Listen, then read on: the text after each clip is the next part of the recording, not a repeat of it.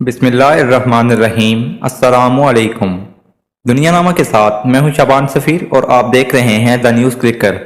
تو چلے بڑھتے ہیں اپنی پہلی خبر کی جانب۔ عالمی عدالت انصاف کی سماعت سے پہلے اسرائیلی وزیر اعظم کا غزہ پر قبضے کے حوالے سے لہجہ تبدیل ہو گیا۔ جنوبی افریقہ نے غزہ میں فلسطینیوں کی نسل کشی پر اسرائیل کے خلاف عالمی عدالت انصاف ICJ سے رجوع کر رکھا ہے۔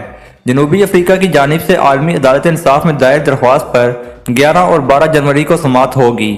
غیر ملکی خبر رساں ادارے کی رپورٹ کے مطابق ICJ کی سماعت سے قبل اپنے ایک بیان میں اسرائیلی وزیر اعظم نیتن یاہو کا کہنا ہے کہ غزہ پر مستقل قبضے کرنے کا کوئی ارادہ نہیں، مقصد غزہ کو حماس سے پاک کرانا اور اسرائیلی شہریوں کی بازیابی ہے۔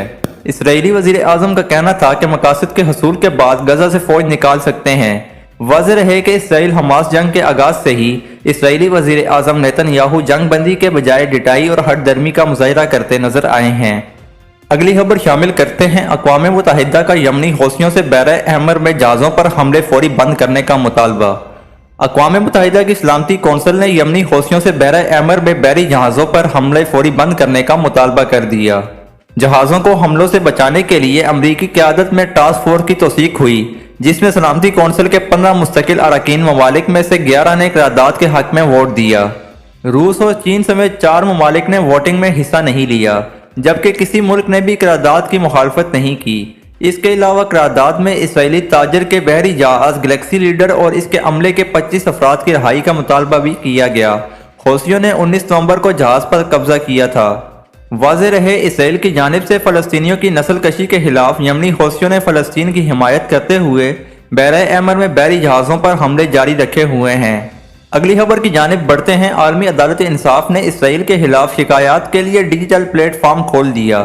اسرائیل کی غزہ میں نسل کشی کے خلاف جنوبی افریقہ کی عالمی عدالت انصاف میں درخواست کے بعد international court of justice ICJ کے پروسیکیوٹر آفس نے ڈیجیٹل پلیٹ فارم عوامی شکایات کے لیے کھول دیا۔ ڈیجیٹل پلیٹ فارم کے ذریعے دنیا بھر سے لوگ غزہ میں اسرائیل کے جنگی جرائم کے ثبوت آن لائن جمع کرا سکیں گے۔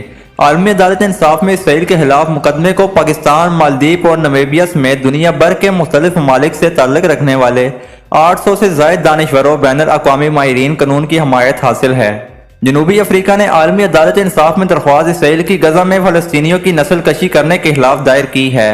مقدمے کی سماعت 11 اور 12 جنوری کو ہوگی۔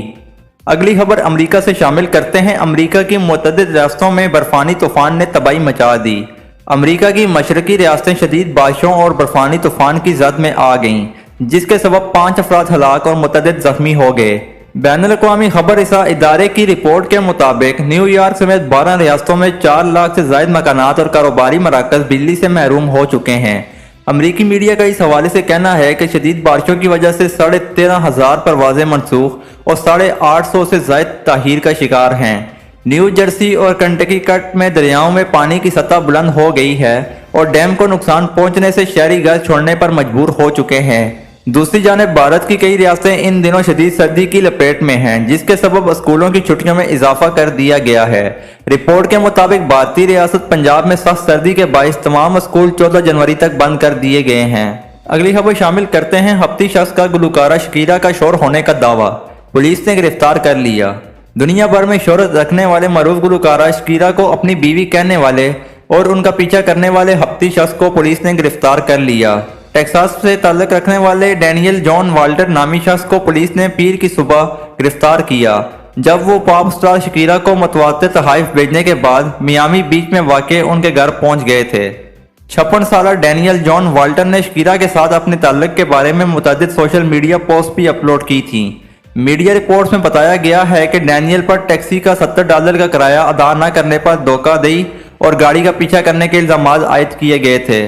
کولمبین گلوکارہ کی سیکیورٹی ٹیم نے پہلے ہی پولیس کو سوشل میڈیا پوسٹ کے حوالے سے آگاہ کر دیا تھا، جو والٹر نے گلوکارہ کے حوالے سے کی تھیں۔ اگلی خبر سعودی عرب سے شامل کرتے ہیں۔ سعودی عرب میں منفرد اقاموں کے حوالے سے بڑا فیصلہ۔